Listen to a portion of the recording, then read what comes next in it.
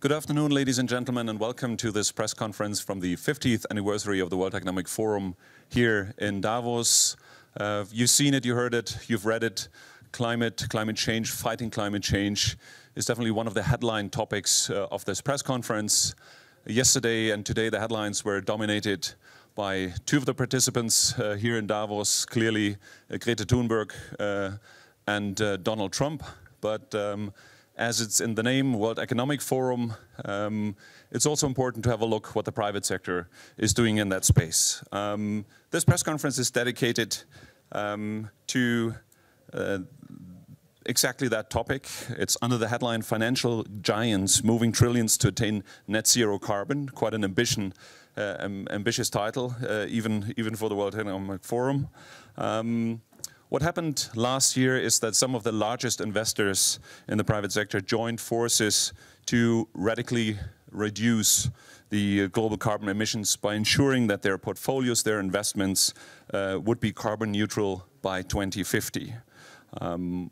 We hope this press conference can mark a milestone in this alliance, in this initiative. The 16 existing members are very happy to announce that the family is getting bigger here. But we also want to hear what have been the concrete steps that the alliance took, and what's the way forward. What's the way forward? You heard yesterday from Greenpeace as well, business is not doing enough. You heard from Greta, business is not doing enough. You heard from President Trump a slightly different approach. He spoke about the prophets of doom when it came to climate change. So where in this colorful mix is the private sector? Where in this colorful mix are also other large investors?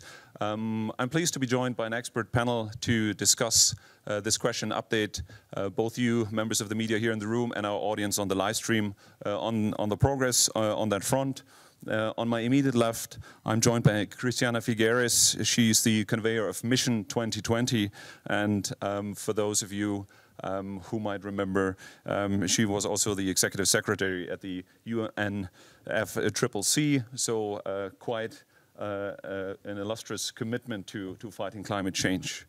To her immediate left, we're joined by Günther Thallinger, who's the chair of the Alliance and is the chief investment officer of Allianz. So two different alliances, one, of course, a member company of the Forum, and one exactly this Net Zero Alliance we're talking about here today.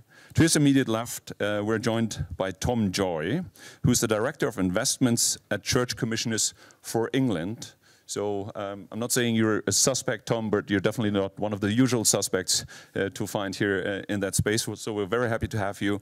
And last but definitely not least, we're joined by Guido Führer, who is the Group Chief Investment Officer of Swiss Re. Thank you very much for joining us. Christiana, without further ado, give us a quick summary of how the discussions have been going so far, and tell us a little bit about why you think the engagement from the private sector is so crucial to achieve the goals. Thank you. Well, thank you very much, and thank you for taking the time today. I would just like to, first of all, congratulate Günther for leading the charge here, Allianz for leading the charge, and say this is something that is also being highly supported by UNEP-FI, UNEP Finance Initiative. And we're very excited about the Asset Owner Alliance because if there is a food chain in the financial sector, then asset owners are at the top of the food chain. And asset managers do need to take heed of the direction that they get from asset owners, as well as companies if they're being directly invested in by the asset owners. So through either route, it's a very powerful signal when a critical mass of asset owners around the world that are currently at 4 trillion but soon to grow, stay tuned, actually come together to support each other in ensuring that their portfolios that they hold will not exceed 1.5 degrees. What has been a very interesting conversation today was the first ever conversation between the members of that alliance, between the asset owners and some of the companies that they hold. and a conversation around what can be done in order to help these companies, for them to get their companies to protect the 1.5-degree ceiling. In recognition of the fact that the asset owners may be completely committed to this, but if the companies don't move, they cannot deliver on their commitment. And the companies equally, they may or may not be currently committed, but they need the financial backing for the transition that is not always an easy transition. So a very clear recognition that it needs to be an effort on both sides. We were quite impressed that the conversation was one that there was appetite for, obviously initiated by the asset owners, but the corporations actually not just willing to speak, but having a very clear appetite for this dialogue, not one that was finished today, far from it. That dialogue will continue, but at least started off on a very good note. 3 points that I think I would summarize from the conversation. There was a clear call for more rigor in the accounting, more rigor in the reporting, more rigor in the metrics, and that is really important in order for transparency and in order to be able to keep track of whether we're moving forward with decarbonization or not. There was also a clear call to, yes, this is a very good start of a relatively small group of both companies and asset owners, but a clear call to expand the current boundary to other geographies, both in terms of asset ownership as well as in terms of companies, in order to make this a whole global economy movement forward. And the third, and I think the most important, was a real commitment on both sides, on everyone to collaborate with each other. There are some sectors that are easy to abate, but in particular those sectors that are hard to abate. There's no need to reinvent the wheel, and open a call for open source scenarios and tools that everyone in the same sector can use in order to make apples be apples and in order to accelerate the learning ground from which everyone is starting. Thank you. Günther, you're not just here as the Chief Investment Officer of Allianz, but you're also chairing the steering board of the Net Zero Asset Owner Alliance. So you're the right person to ask, what are the plans going forward? So we heard it's still a relatively small group. So what's going to happen next, please? Yeah.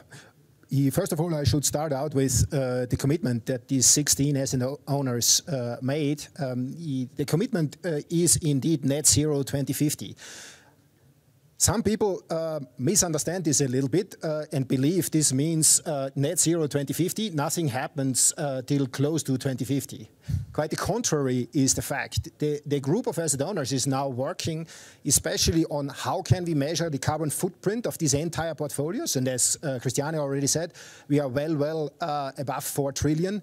In terms of total assets. So what's the carbon footprint of this more than 4 trillion? And then we are working on what is a very first step into the direction of net zero 2050. And you should expect that during the course of this year, obviously we have COP26 coming up, so a very clear deadline. During the course of this year, we are coming with this target of a very first step, what the reduction then means. And in that sense, it starts to become very concrete. And as Christiane said, the discussion with corporates that we started now really in a larger group. Individual discussions with corporates we always had in a certain form, but now, let's say really in a larger group, is of the essence here, because the target that we will define during the course of the year will be supported by measures that we are working on with those corporates. And that's why we believe we really talk about something that is quite transformational for perhaps various areas, not only the investing space. Just because you asked what is going to happen, so this is one part. The other part that certainly is going to happen, and you are going to hear perhaps in a few seconds, we want to really expand the group of asset owners. We want to actually work very hard to cover areas that are so far not that well represented. And I mention especially Asia. And I mention this because we really invite asset owners from that region to join us. It would be very much welcomed, and let's see what progress we can make there. So thank you for this. Thank you very much. So enough of the teasers already. Tom, you're joining this panel for a very particular reason and for a wonderful reason. So please share with us, share with the audience why you're here. Yeah, I'm happy to. So I'm Tom Joy, CIO of the Church Commissioners, and I'm delighted to be here today to announce our joining of the Net Zero Asset Owner Alliance along with the other national investing bodies. I mean, climate change is really the challenge of our age. At the Church of England, we've been at the forefront of action, investor action on climate change. We have a common policy in terms of engaging with companies, with policymakers, and progressively reallocation of capital away from the high carbon businesses of the past to the net zero economy of the future. So joining this alliance is very much a natural step for us, but it's also a vital step because we're asking companies to get to net zero by 2015. So it's important that we ask ourselves to do the same. And we believe that we're at an exciting tipping point. The Church of England has always been involved in responsible investment, but the pace of change we're seeing in the financial community is really remarkable. And we think by working together, we really stand a chance of setting the world economy on a path to achieve the goals set out in the Paris Agreement. One of our strengths has always been, engaging with companies, and we've been increasing our resources to do that. Church of England has been involved in some, very important engagement successes on climate change with companies. For example, from BP to ensure that its capital expenditure is consistent with the goals of the Paris Agreement, with Shell to halve its carbon footprint by 2050. With Glencore to cap its global coal production, and then with US electric utility Duke Energy to be net zero by 2050. So these are positive developments, but we need to do more. And we have a long track record that shows that actually incorporating responsible investment and ESG into your process, you can still achieve outstanding financial results as our track record attains to. So we are undoubted that the announcement we're making here will serve our beneficiaries in the future. And as a perpetual endowment, a fund that's here not just for current generations, but for all future generations, this is such of paramount importance and is why we're joining the Alliance today. Thank you very much. So things are happening, there is progress, but Guido, 2050 is quite a couple of years away from us yet. And if you talk to a lot of the climate activists here in the building, also definitely if you would talk to the protesters outside the building who are saying this is not going fast enough, it needs to be much faster, more has to happen quicker. How do you space out these actions over the years until 2050? I think it's a very fair question. Just think about when we started this journey, you need to first agree how you measure basically progress. That's why one of the working stream, which we also co-lead together with Allianz, is actually focusing on that, how we measure progress, how we measure the specific targets which we want to achieve. But it's also about reporting. One is measuring, but I think we want to also engage not only amongst us, but also with the portfolio company, how best should be reported about carbon and other relevant pieces. And ultimately also verification. Based on that, we will define clear interim target. We will have at least every 5th year a target which we want to achieve. And I just want to give you one example. Swiss Re, a global reinsurance company, we started to focus on climate many years ago. 3 years ago, we made a major decision to switch to so-called ESG benchmark, environment, social, and governance benchmark. Since we switched, we could reduce the carbon intensity of our portfolio in the equity piece by 52%. On the corporate bond side, which is another allocation of each insurance company and many other institutional investors, we could reduce by 42%. So basically, we halved the carbon intensity or the carbon footprint by almost 50%. That's why with relatively reasonable measure, you can achieve a lot. And that's why I'm looking very much forward together with other asset owners to make it a joint journey and define joint targets. Thank you very much. Before I open the floor to question and answers, and I think you mentioned already you want to engage more Asian companies, but looking at the 16 or now 17 members, one can't help but notice that it's still very strongly European-based. When you're speaking to your peers here from the investors community in Davos, do you feel that message is being heard everywhere with the urgency it needs to be heard? Please. Well, I do believe indeed the message is very much heard. There are, as you rightly say, indeed now, let's say with the colleagues around Tom, really other asset owners coming in, very prominent ones. Asset owners that are really leading in the area of sustainable investing. But by now we can also say that, let's say in terms of Europe, really almost the entire European insurance industry is very strongly represented.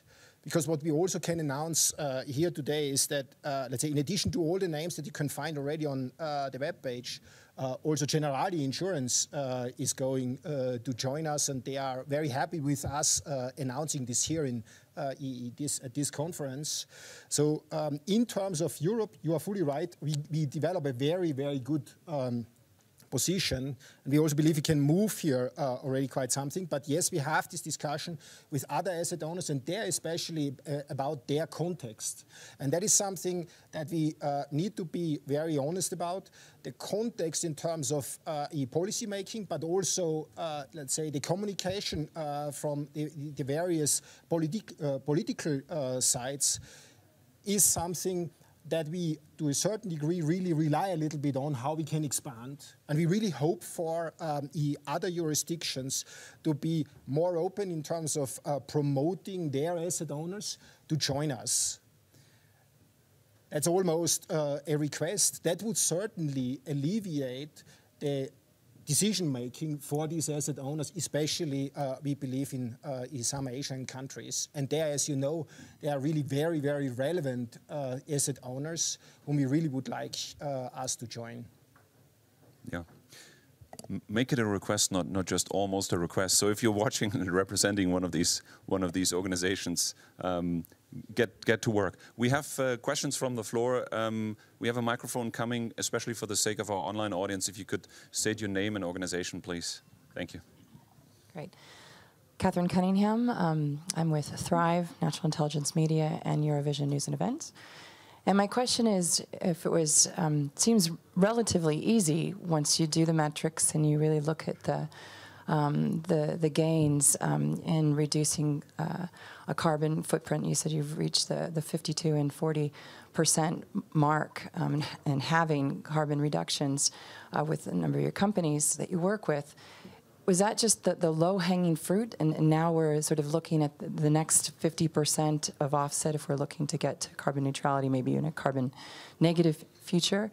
Will that transition for the next 50%, will that be more difficult? Will it require true transformation of companies? Will that transformation require capital investment? I was at a panel yesterday with Mark Carney, Bank of London, and he suggested that the real narrative now and the real question is, what's your plan for the transition? That this is really the key question. So maybe you could elaborate on that. I think it's a very good question. No doubt that the first 50% is doable within the current framework. We will only achieve net zero by 2050 if you have portfolio companies which you can invest, which have done the transition. And that's why I strongly believe it needs long-term investor like you see here represented, because ultimately, if I believe in the United Nations IPCC figure, they believe we need to invest 2.4 trillion a year the next 15 years to make that. Now, pension fund, but also insurance companies, sovereign wealth fund, we together manage over 80 trillion. Now, 2.4 is a big amount, no doubt, but not completely impossible to achieve. If we start to channel our money towards the right direction, if we have the right framework, that's achievable. That's why we rely that companies shift. That's why we engage. Out of this Asset Owner Alliance, we not only invest, but also we engage with the sectors and with the company to make this transition possible. But as I've mentioned before, it needs not only private sector, it needs also public sector. We need to have a cooperation, because a cooperation basically allows to agree on standards. And standard goes in reporting, accounting, and other things which are important. Only then we believe we can achieve it. The reason why Swiss Re joined this Asset Owner Alliance is, I think it's, yes, these are asset owner, as Christiana has mentioned. We are very important part of the food chain, but ultimately we are credible because we committed to specific figure. That's why I feel this is an area which we want to engage in order to jointly take the challenge which we have. Thank you. Thank you. And Christiana, how optimistic are you that the second half of the work gets done?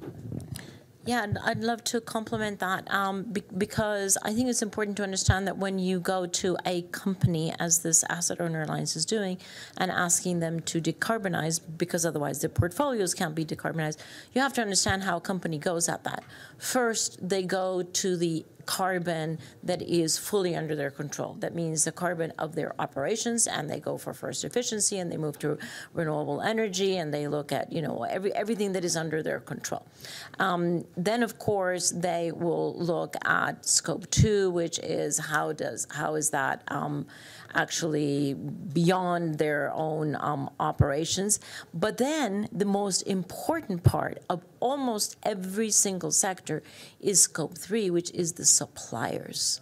And that is not fully under their control. So, you know, just yesterday I spoke to one of the leaders here of the fashion industry, second most polluting industry in the world, right after fossil fuel. And at least for this company, or in general, 90% of the emissions of the fashion industry are in the suppliers. And for this particular company, 95. So now you can really understand the complexity of this, right? Because it's not just what you can do within your own manufacturing plants, within your own transport, within your own, you know, the whole operations that you fully control. Now you're going to have a much more complex conversation with your suppliers to say, I have a commitment to 1.5 or to climate neutrality by X date, and therefore you need to do it as well. And so we shouldn't fall into the simplistic thinking that once a company or, in fact, an asset owner assumes a certain target and by a certain date that they have that fully under their control. What they're doing is they're raising the flag, they're setting a target, and then they need to actually pull the whole cavalry in to help deliver on that. That is the good news. It makes it more complex, but the good news is that there are ripple effects that go way beyond the asset owner or the particular company, way much, you know, much more into the fabric of the economy. So it's both the difficulty as well as the advantage. Thank you. We have another question, please.